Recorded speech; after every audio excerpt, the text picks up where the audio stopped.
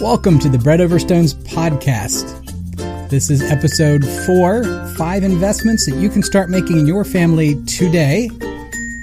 Episode 4 of 5, time.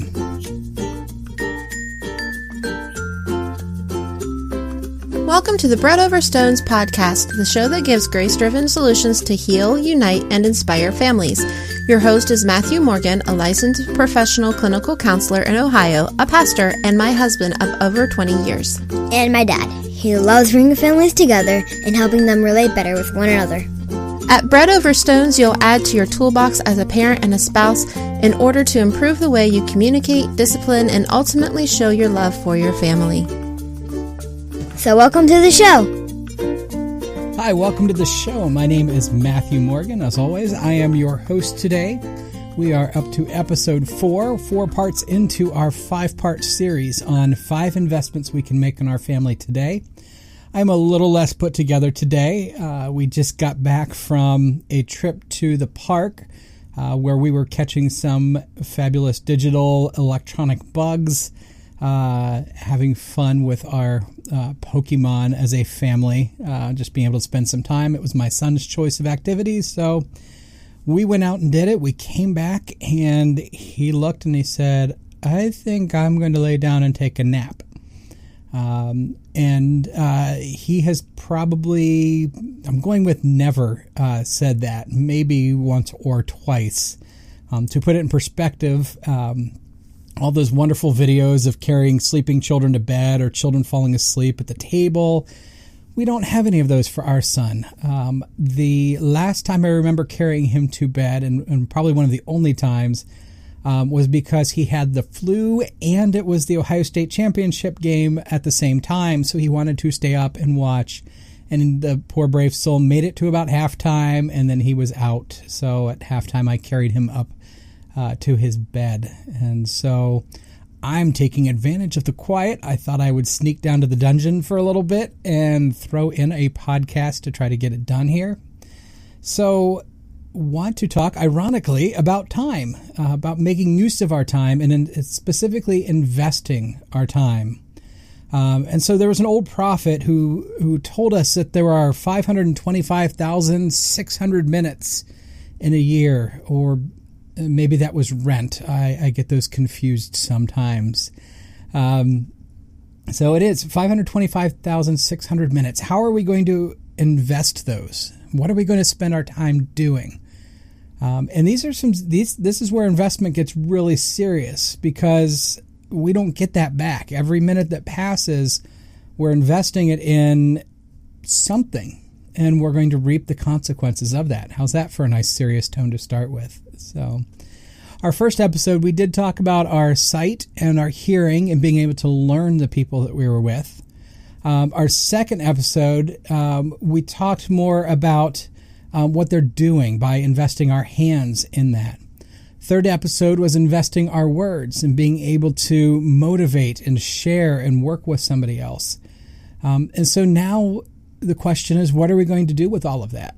Now that we have all of that, how are we going to grow it or cause it to grow away from us?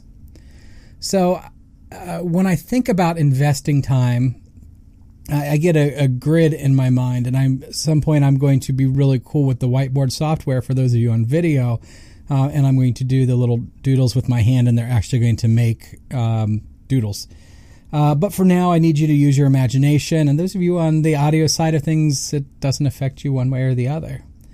But with our time, there's a question of where are we physically? Are we physically present with somebody, or are we physically absent from somebody? You know, of course, if I'm sitting at home watching television, I'm physically present. If I am sitting out on Main Street enjoying the glorious traffic jams that get to fill our city every single weekday or work day, I'm not present with my family. And interesting, I had a chance when I was going into private practice. I was offered 2 positions for group practices, and they were phenomenal positions. And I looked at them, and it was that moment of like, oh my goodness, I've made it. I'm doing well. These people want me to come work for them. but both of them had significant travel time to get to and from there. And I realized that was not a currency that I was ready to exchange yet. I had spent a lot of time in grad school exchanging my time for my education, for my internship, and I was not able to be there for my son as much as I wanted, and for my wife as well. As a matter of fact, when I finished my master's degree, I jokingly said that I wanted to go on and get my doctorate degree, which half jokingly, I really do or would like to at some point. And she forbade me from getting my doctorate degree quite yet because it was a rough couple of years. And in fact, every time I joked about going back to get my doctorate, she said she's going to tack another year onto it. So lips are closed, and hopefully she's not listening to this podcast, and I'll lose another year there. So it's a matter of being physically present or physically absent, or some version thereof. And now on the bottom of this grid in my brain, there is our emotional presence in a relationship or whatever. Yeah, relationship. So either we are emotionally absent or we are emotionally present, and we are attentive to the person who's near us. And so all of your interactions are going to popcorn somewhere on this grid. And I'm not saying that it has to be one or the other. It's not like we have to aim for this high point of that, because that would get absolutely exhausting sometimes. So think about some of those activities. So the first grid, if we are emotionally absent and physically absent at the same time, where are we? What are we doing?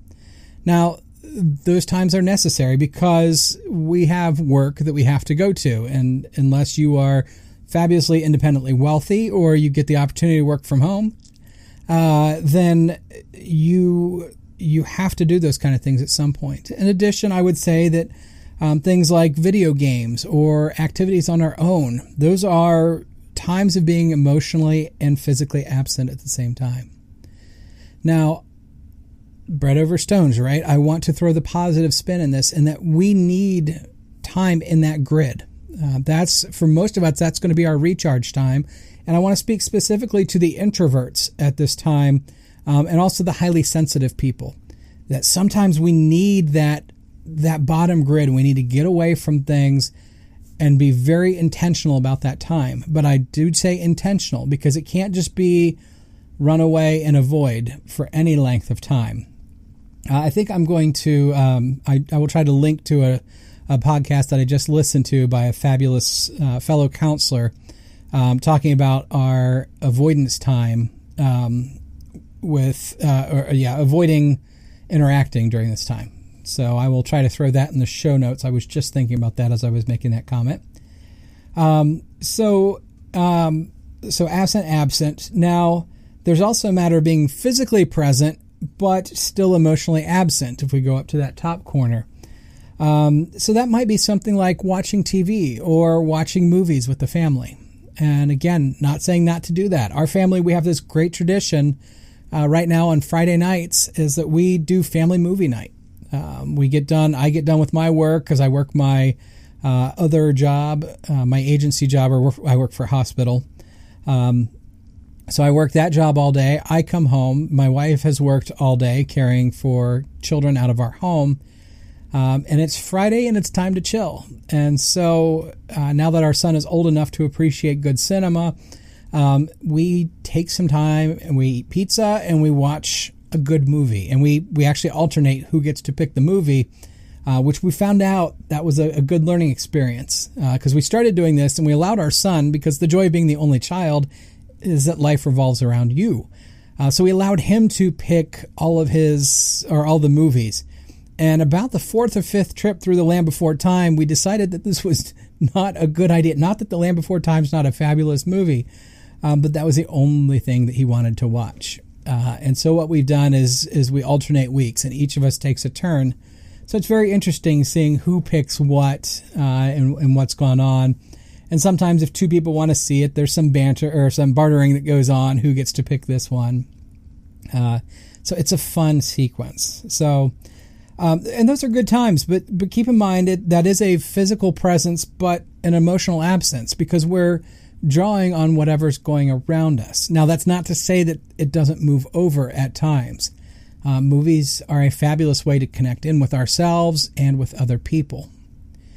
And so in the bottom right-hand corner of this grid is going to be the opposite of physically present but emotionally passive or absent. And that we're going to go into being emotionally attentive but physically absent. And this maybe is not quite as maybe clear-cut as the other one would be. But in this area, I always put things like phone calls or texts home or notes to people. I actually come from the generation where we wrote notes, and somewhere behind me in the mess of storage stuff is a whole bunch of notes that my wife and I wrote each other back before we were ever thinking about being together, or at least being together 21 years later.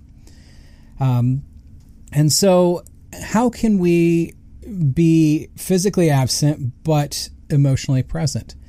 And it's those type of things. It's being able to disconnect from what I'm doing to send a quick text home to my wife. Hey, I love you. I miss you. I'm thinking about you. And then I'm right back in the day. Sometimes it's that quick phone call. Hey, I'm out at my lunch break. Was just calling to see how things were going. And those little check-ins. And those can do a lot for a relationship. Those bring you back in, and they do bring that connection time. And we can even do it with our children. I told you my master's degree program was hard. It took me away from the house.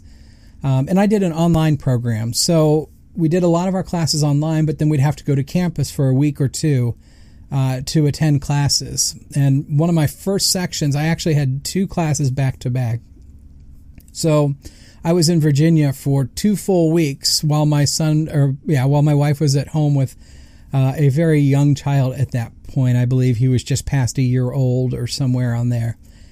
But one of the things, and this is before video conferencing technology got to be real big or anything like that, but I recorded a video. I'd actually bought him a stuffed monkey, and I took it with me. And so the monkey had little adventures while we were gone. And I recorded a video of, it was the dumbest thing. I'll have to find it somewhere. But he's dancing to The Lion Sleeps Tonight. And I'm doing goofy stuff. I'm running him over the screen and dropping him down from the top and bringing him up from the bottom. And my son would just laugh. And I don't know how many hundreds of times he watched that video.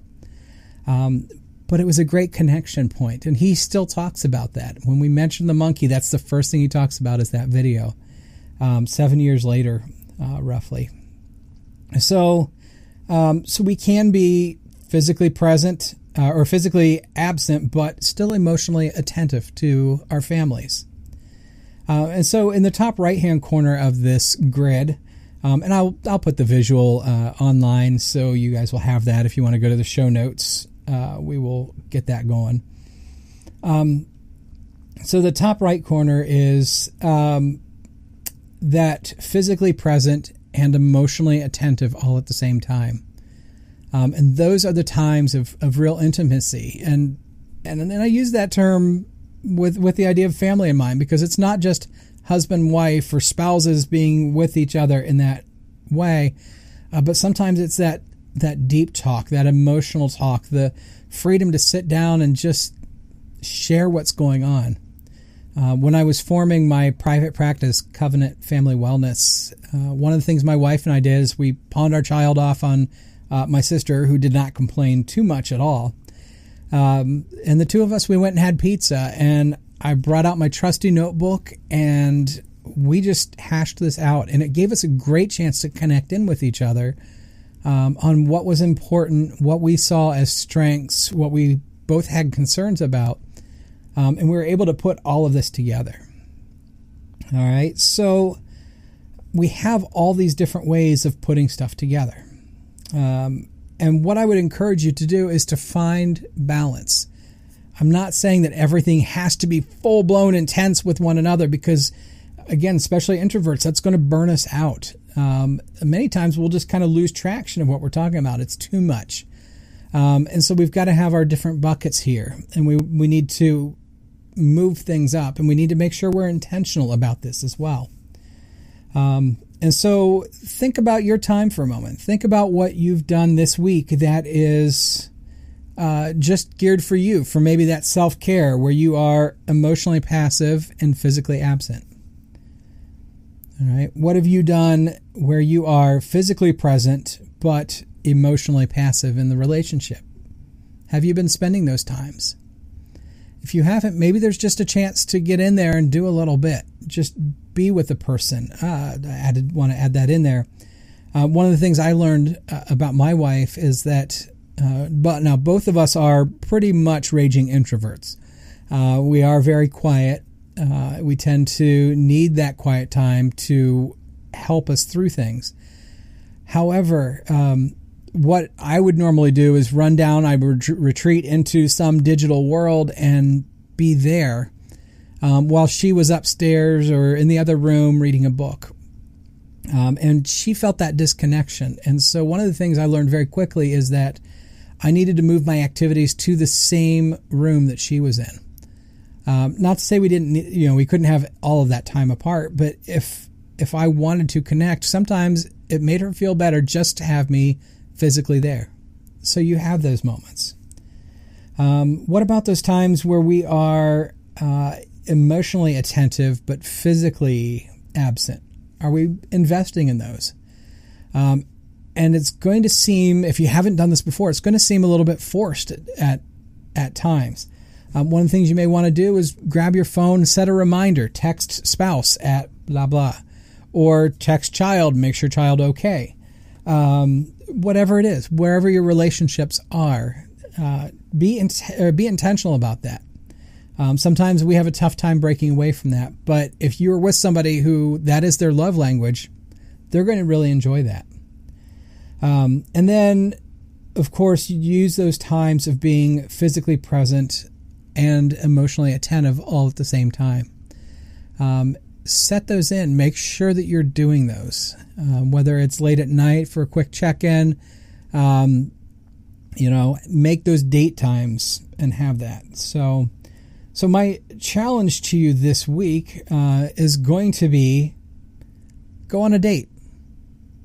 It could be a date with your child. It could be a date with your spouse. But focus entirely on that person for longer than you would normally do it. Try to stretch yourself a little bit more. Put the phone down if you really need to. If it's been in the way, because I have seen dates where that's gone on, where we are physically present and they are emotionally absent because they're tapping away on their phone. And if that's their thing, that's fine.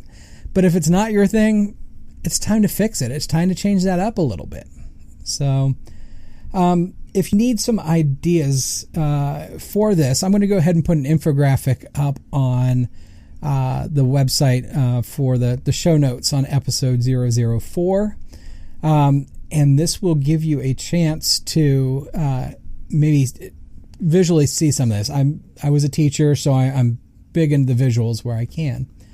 But I've got, it looks like 5 different ideas of ways that we can invest time in our family that can be in that physical present and physical or emotionally attentive all at the same time. So hopefully you can do this. You can take some time and invest that time in your family. If you wonder why you should, and I want to speak for a moment, particularly to those with small children.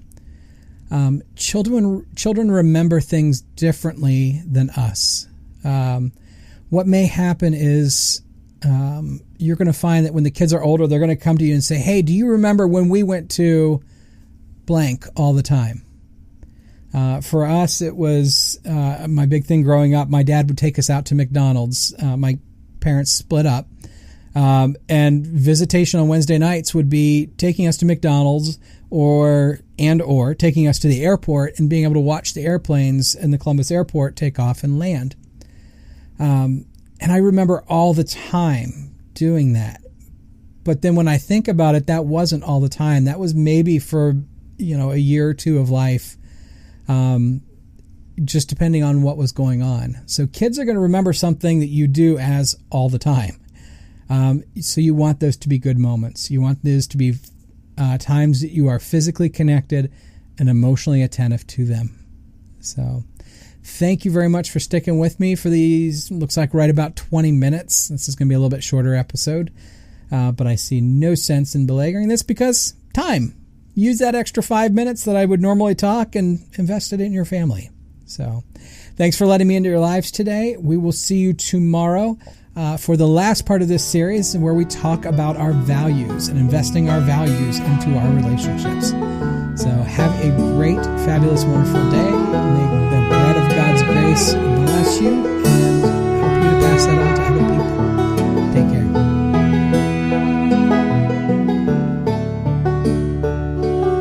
Special thanks to Kevin McLeod from Incompetech.com for the music at the opening and closing of this show. The opening song was Carefree. The closing one was Cattails. They're both licensed under Creative Commons by Attribution 3.0 license. http://creativecommons.org/licenses/by/3.0. This show, its host, and its guests are here to provide accurate and helpful educational information. This is not a substitute for personal counseling, and it shouldn't be taken as legal, accounting, medical, or other professional advice. If you need a professional, you should find one in your area.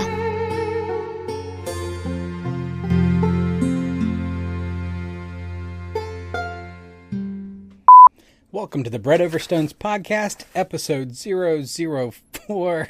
Drop my notebook. Blarg.